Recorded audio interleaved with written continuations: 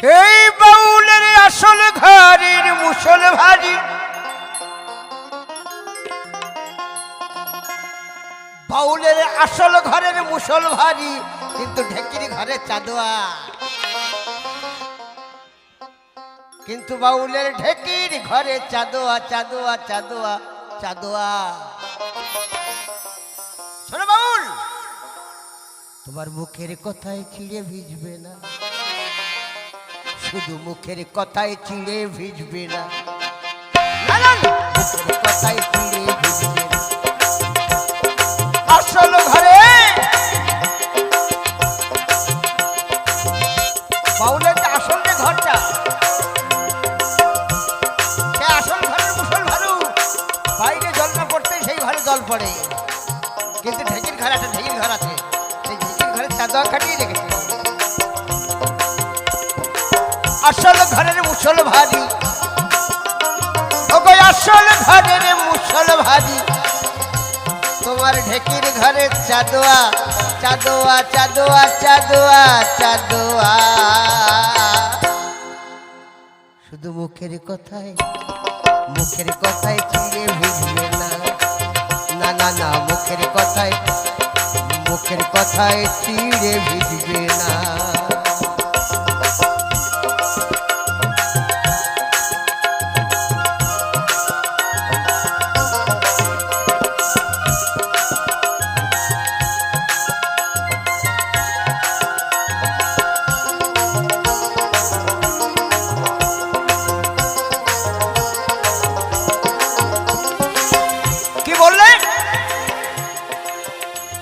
আগে বলে গেলে তুমি, আগে আমার জন্ম হলো, পরে হলো দাদা, দাদা হতে হতে চেয়ে দেখি হঠাৎ করে হয়ে গেল বাবা। কেমন কথা? ও বাবা, বাবা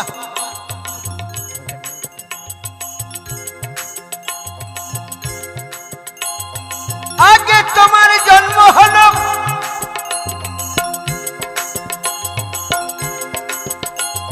আস্তে আস্তে ছোট করে বাদ যাও, ছোট করে। এই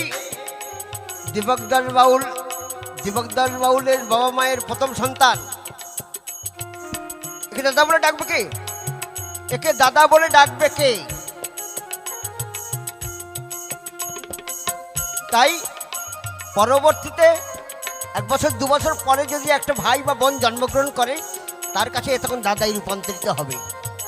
তাই বলছে আগে আমার জন্ম হলো, আমার দাদা বা দাদার ডাকার কোনো লোক না ছিল, আমার ভাই বা বোন জন্মগ্রহণ করলো, সেই আমাকে দাদা বলে ডাকতে শুরু করলো। তাহলে আগে তোমার জন্ম হলো, পরে তুমি হলে দাদা।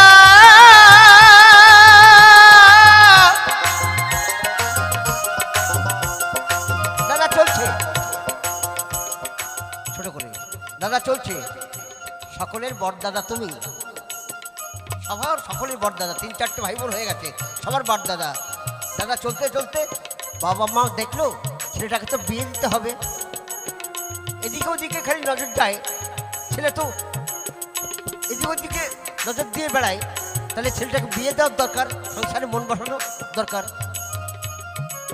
দাদা চলছে তখন, সবার বড় দাদা, তাকে বড় ছেলেকে আগে বিয়ে দিতে হবে, তো বিয়ে দিলে কি হবে? আগে তোমার জন্ম হলো, পরে তুমি কারোর কাছে হয়ে গেলে দাদা।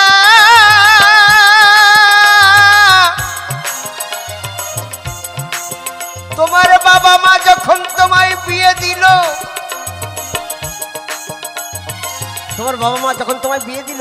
তুমি তখন যুবক চাষা, পূর্ণ যুবক, তখন তুমি তেজালো চাষা, খুব তেজ। তোমার বাবা মা যখন তোমায় বিয়ে দিল, বছর না ঘুরতে নিজেই হয়ে গেলে বাবা।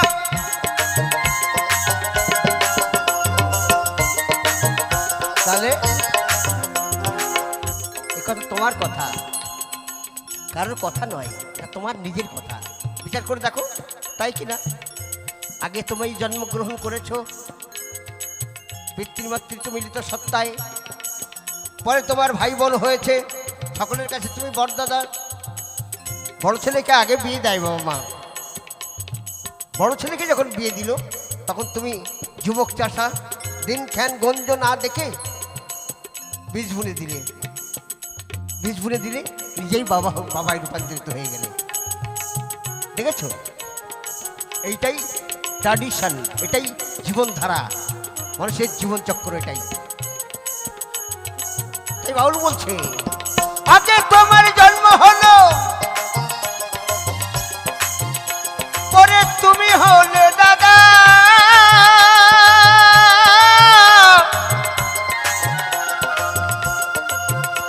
তোমার বাবা মা যখন তোমায় বিয়ে দিল, বছর না ঘুরতে নিজেই হয়ে পড়িলে বাবা।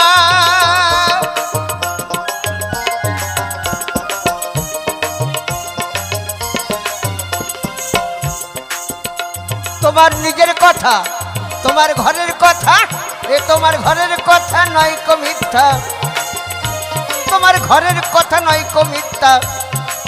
জানবে যদি, জানবে যদি, জানবে যদি গুরু চরণ ধরো না, জানবে যদি গুরু চরণ ধরো না। মুখের কথায় চিড়ে ভিজে না, না গো না, মুখের কথায় চিড়ে ভিজে না।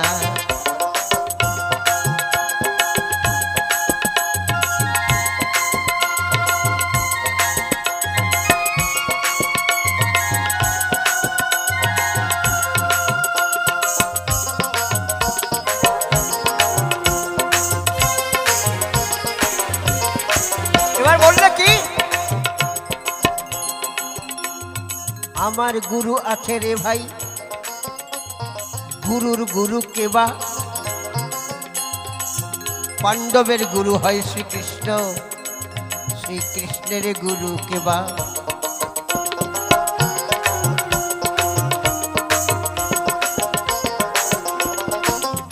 আমরা জানি আমাদের প্রত্যেকের আদিগুরু কে?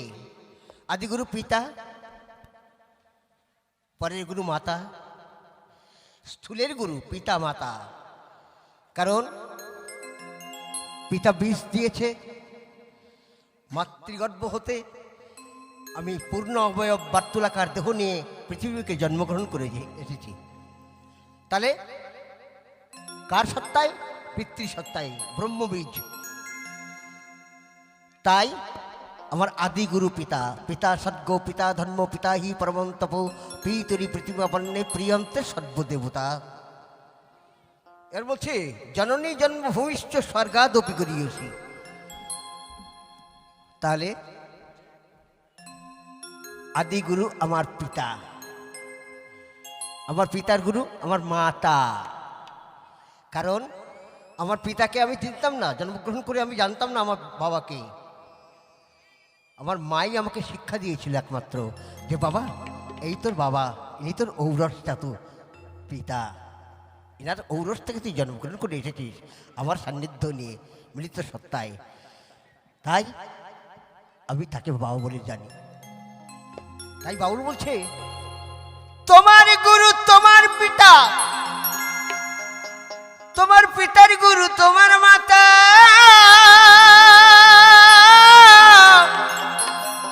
তোমার মাতা, কারণ রাধারানী একমাত্র কৃষ্ণের গুরু ছিল, প্রেমের গুরু রাধারানী। কারণ কৃষ্ণ একমাত্র জানতো যে আমি রাধার প্রেম ঋণ শোধ করার জন্য নদিয়ার বুকে যাব, আর কৃষ্ণ কৃষ্ণ বলে কেঁদে কেঁদে ধুলাই গড়ায় বড়ি দেব। তাই তোমার বাবাও তোমার মার কাছে ঋণী ছিল। তোমার গুরু তোমার বাবা, তোমার বাবার গুরু তোমার মা। কৃষ্ণ রাধারানীকে প্রেমের গুরু হিসেবে জানতো, আর তেমনি তোমার বাবার প্রেমের গুরু তোমার মা। কারণ তোমার বাবার আর মার, তোমার মার প্রেমের ফসল রূপে তুমি এসেছো এ ধরা পড়ে। তাই বাউল বলছি হ্যালো।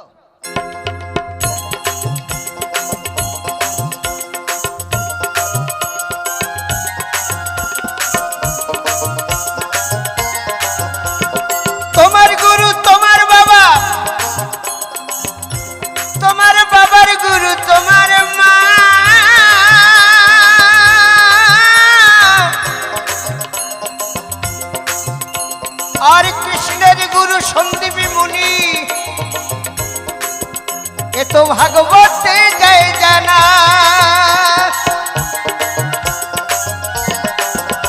সবই ভাগবত কথা নয় কো মিথ্যা, সবই ভাগবত কথা নয় কো মিথ্যা। জানবে যদি ভাগবত গ্রন্থ দেখো না, জানবে যদি ভাগবত গ্রন্থ দেখো না, দেখো না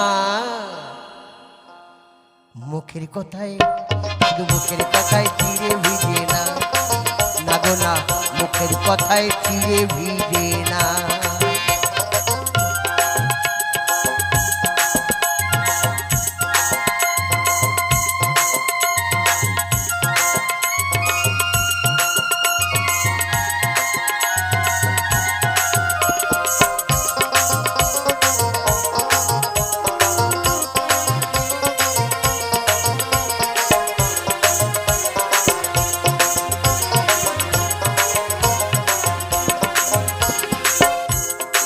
এবার বললে কি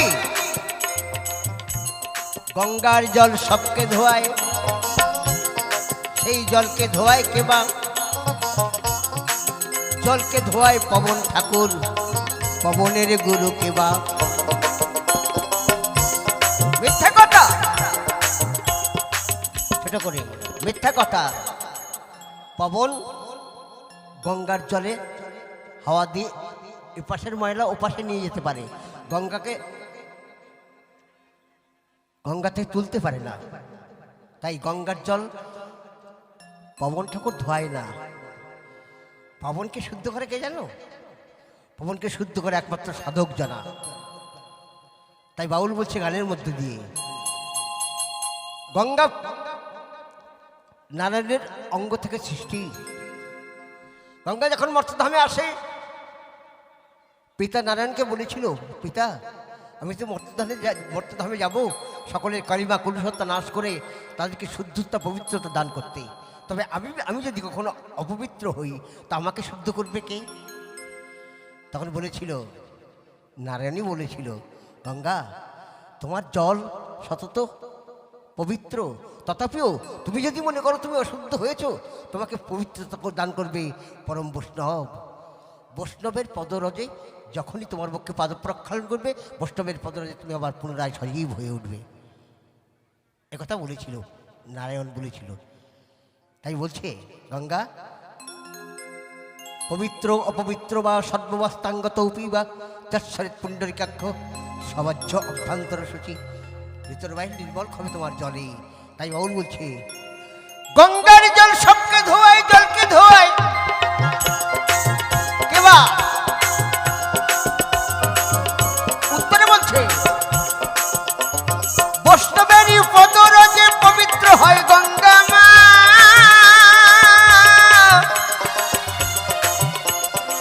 যে চক পুরো কুম্ভকেতে পবনকে ধোয়ায় যে সেই সাধু কি জনা।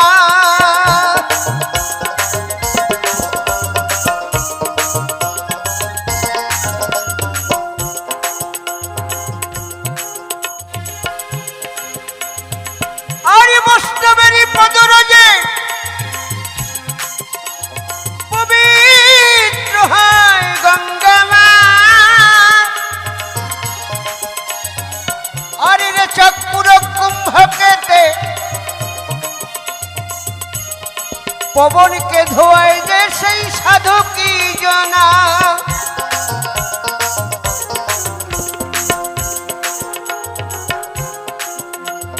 জানবে যদি তত্ত্ব কথা, বলি জানবে যদি তত্ত্ব কথা, তুমি গুরু চরণ ধরো না, বলি গুরু চরণ ধরো না, ধরো না, ধরো না। মুখের কথায় চিড়ে ভিজে না, শুধু মুখের কথায় চিড়ে ভিজে না, না না না না না না না। মুখের কথায়, মুখের কথায়, শুধু মুখের কথায় চিড়ে ভিজে না।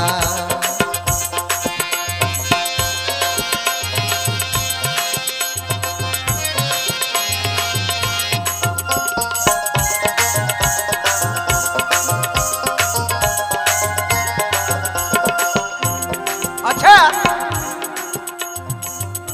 পরে শেষ পর্যন্ত একটা কথা বলে গেছে, চাঁদকে সবাই মামা বলি, চাঁদের মামাকে বা চাঁদের মামাকে।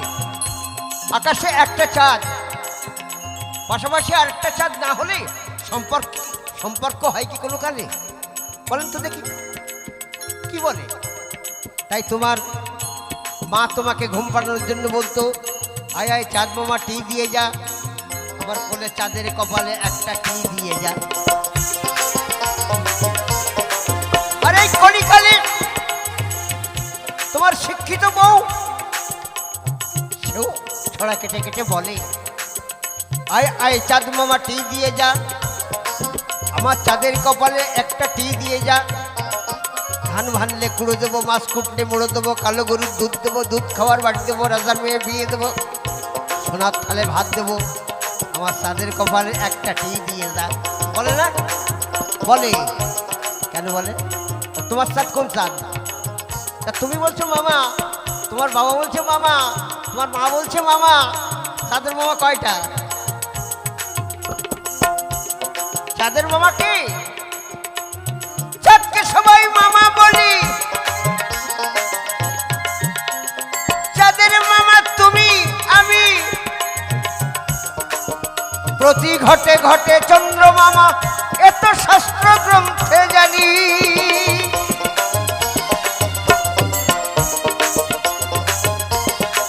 আস্তে আস্তে আস্তে আস্তে। আকাশে একটা চাঁদ, আর মানুষের দেহ আছে 24.5টা করে চাঁদ। 24.5 চন্দ্র দ্বারা দেহ বেষ্টিত। 24.5 চন্দ্র কোথা কোথায় আসে জানো? মূল চন্দ্র তার মধ্যে 3টি, আর্ধচন্দ্র, নিজচন্দ্র আর সোনার চন্দ্র। এই দেখুন, বিশদ বিশ্লেষণ করা যায়, কিন্তু সর্বক্ষেত্রে বলা যায় না কথা। তাই তত্ত্বকথা হিসাব করলে দেখা যায় আর্ধচন্দ্র মা, নিজচন্দ্র বাবা, আর সোনার চন্দ্র তুমি। আর 24.5 চন্দ্র দ্বারা দেহ বেষ্টিত।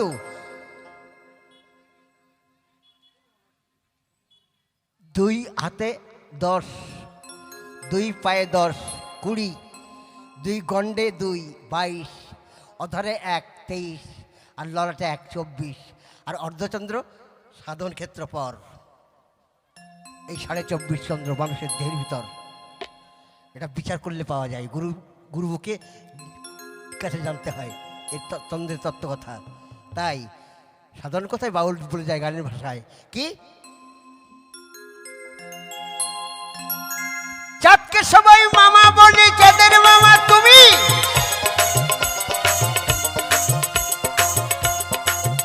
প্রতি ঘটে ঘটে চন্দ্র মামা, এ তো শাস্ত্র গ্রন্থে শুনি।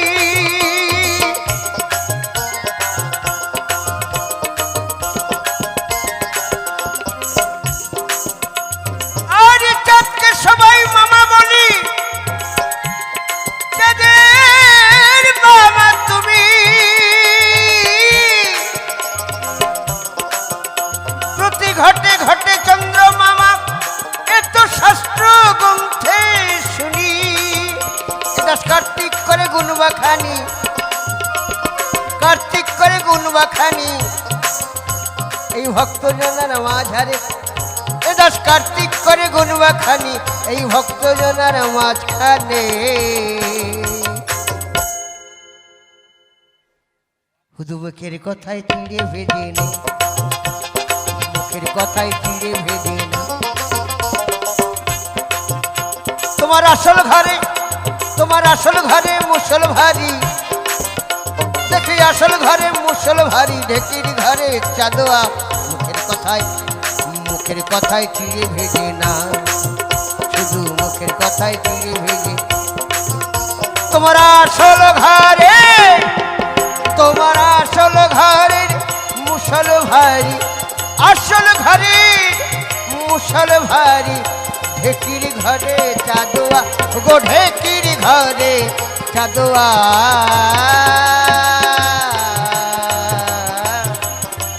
মুখের কথায় চিড়ে ভেজে না, না না না না না। মুখের কথায় চিড়ে ভেজে না, না না মুখের কথায় চিড়ে ভেজে না, না না মুখের কথায়, মুখের কথায়, মুখের কথা